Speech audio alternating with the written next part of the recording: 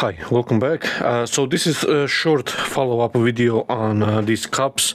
I did get a lot of questions about the finish and on the Instagram and on YouTube as well. So this is my take on this, and this is the last one actually. So 202 or 3. So I just clip this little knob here, and this is 360 grit.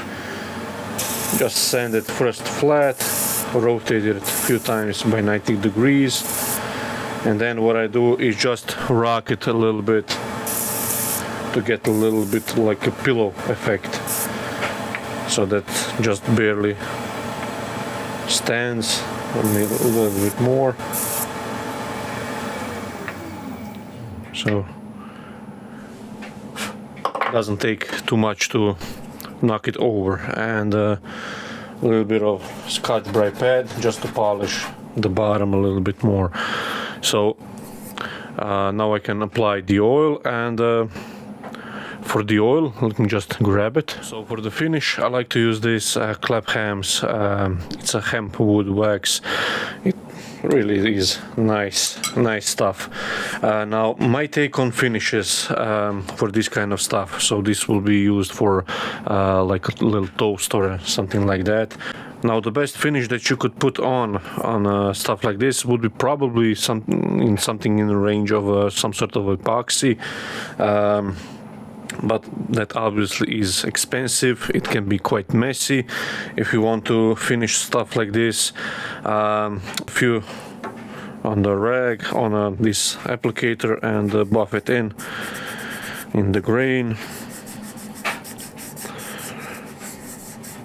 and my take on this is this will get washed anyway. The epoxy isn't a bulletproof solution. It will wear out in presence of alcohol as well. So I'll rather have a natural finish on than something that is plastic on a natural product like this, and just ruins the overall experience. That's my theory behind this, at least. Now the designer of these cups actually told me that most of the folks that buy these from gift shops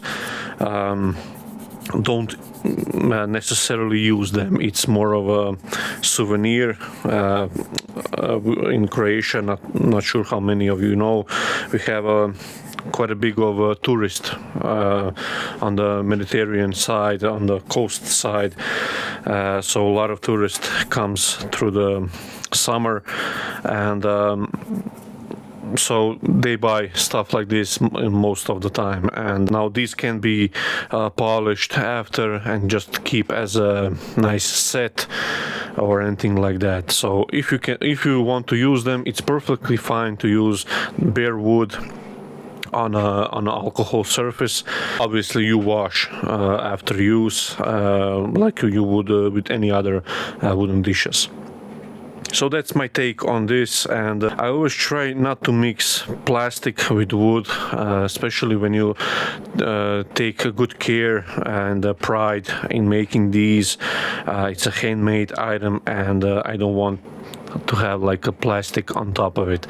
And the designer also agrees with that, and her first batch, which I didn't make a few years ago, it was done by he's, I think, retired now, Woodturner, and he put some sort of olive oil on the first batch, and I offered when I first make the batch for her that we use a linseed oil, since it won't go rancid over time if these sit on the shelf for a few weeks. So yeah, so hope you like this a little take on finishes on stuff like this, and yeah, we can see nice little lovely walnut with a nice black stripe in the middle.